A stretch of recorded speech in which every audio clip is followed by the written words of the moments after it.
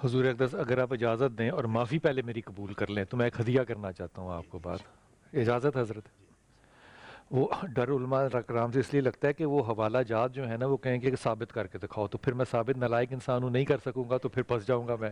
وہ مولا کی ایک روایت ہے، مولا جو ہے وہ ممبر پہ کھڑے ہیں، امام علی کرم اللہ جو ہیں، اور وہ لوگوں کو کہتے ہیں کہ تم جتنے مرضی خوبصورت اور حسین ہو، تم اپنا چہرہ نہیں دیکھ سکتے کبھی۔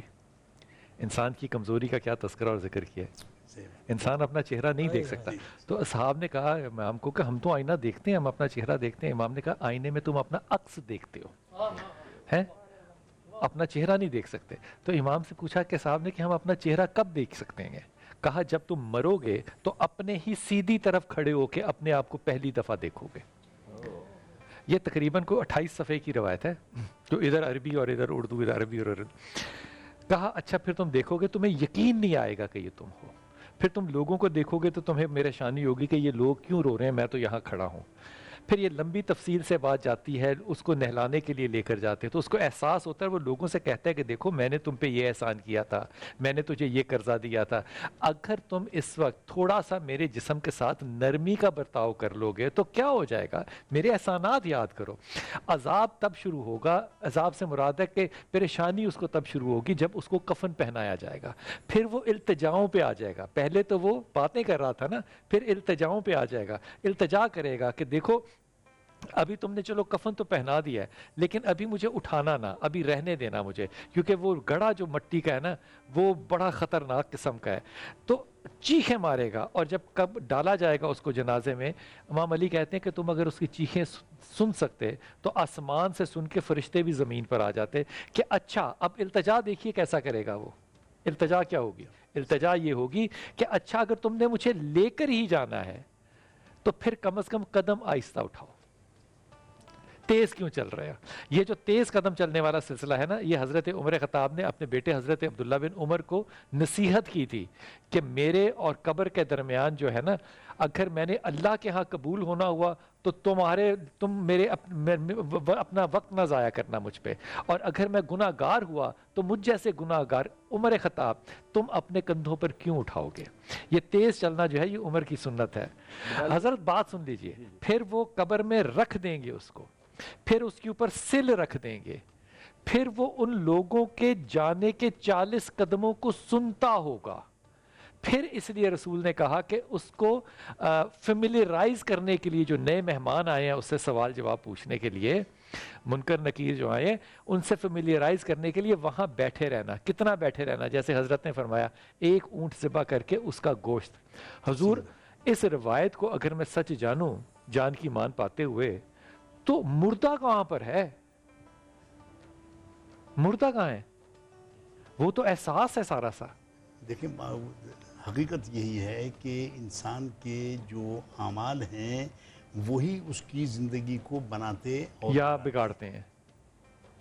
اور وہ جب قبر میں جانا، ڈاکٹر اقبال نے کہا تھا کہ نشانے مرد مومن باتو گویم چو مرگ آید تبسم بر لب اوست، کیا کہ جب بات موت ہے، اس کو اقبال ہی آتی کہہ ہے تو سکتا اس ہے کے چہرے تبسم۔ پر جو ہے تبسم ہوتا ہے، اور آپ دیکھتے ہیں کہ جو سعید روحیں ہوتی ہیں ان کا چہرہ جو ہے وہ ایسا نورانی ہو جاتا ہے مرنے کے بعد۔ اچھا میں حضرت سے ایک بات عرض کروں، اما عائشہ کی ایک روایت ہے، ہائے ہائے ہائے ہائے، میں کہتا ہوں یہ ہستیاں نہ ہوتی نا تو ہمارا تو ہم تو فارغ ہی تھے، ہم تو فارغ ہی تھے۔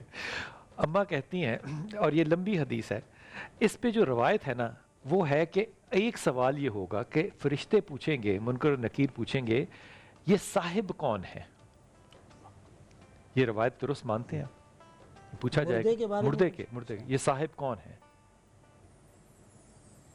یہ روایت آپ کس سے پوچھیں گے؟ مردے سے، یہ صاحب کون ہے؟ ہاں وہ 3 سوال ہوں گے۔ جی جی، پہلا سوال ہوگا من ربک، تمہارا رب کون ہے، ما دینک، دین کیا ہے، اور رسول اللہ صلی اللہ علیہ وسلم کی شبیہ لا کر الفاظ یہ ہے ما تقول فی حق ھذا الرجل، کہ اس شخص کے بارے میں آپ کیا جانتے ہیں۔ اب دیکھیں بظاہر تو آسان جواب لگتے ہیں، میرا رب اللہ ہے، میرا دین اسلام ہے، لیکن اور وہاں یامنہ ہوگا کے لال خوف۔ عبداللہ کے نور نظر محمد الرسول اللہ صلی اللہ علیہ وسلم ہے۔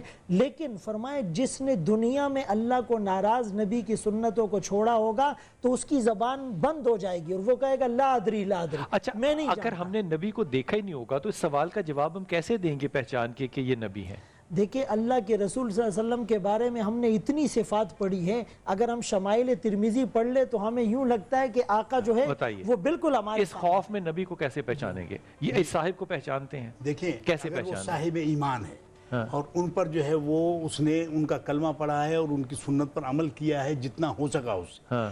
تو وہ جو ہے دیکھتے ہی پہچان جائے گا کہ یہ تو میرے نبی ہیں جن اب میرے نبی کی بات سنو، اور راوی کون ہے؟ حضرت ابو ہریرہ ہیں۔ اللہ تعالیٰ سے دعا کر رہے ہیں کہ اللہ تعالیٰ تو قبر میں کیا کرے گا، اور راوی کر رہی ہیں اما عائشہ اور حضرت ابو ہریرہ۔ اس سے بڑا کوئی راوی ہو تو مجھے ضرور بتائیے گا۔ ماشاءاللہ۔ اب وہ کہہ رہے ہیں جناب کہ بار بار کہہ رہے ہیں کہ یا اللہ تو ان کے ساتھ کیا کرے گا، کیا کرے گا۔ یہ کہتے ہیں کہ اس کو پتا ہوگا اس کا رب کون سا ہے، لیکن وہ گھبرایا ہوگا، اس کو پتا ہوگا اس کا دین کیا ہے، لیکن وہ گھبرایا ہوگا۔ اچھا اللہ کہتا ہے پھر میں کیا کروں؟ کہا اللہ تو میرا چہرہ اس کے سامنے کر دینا۔ اب یہ اللہ کے رسول کی دعا ہے جو وہاں قبول ہوگی۔ اللہ کے رسول نے کہا کہ وہ شخص جو میرا امتی ہوگا، جس نے مجھے دیکھا نہ ہوگا لیکن مجھ سے محبت تم جیسی کرتا ہوگا۔ تو یہ محبت جو ہے نا، یہ عکس رسول ہمیں شناخت کروائے گی۔ یہ میرے رسول کی صلی اللہ علیہ وسلم کی دعا ہے جو ہم نے قبر۔ تو سر اگر نبی کو ہم نے قبر میں جا کے دیکھنا ہے تو یقین کریں تو قبر میں تو ایک میلہ لگا ہوا ہے پھر خوشیوں کا۔ ہائے ہائے ہائے، حقیقت۔ تو خوف کس چیز کا؟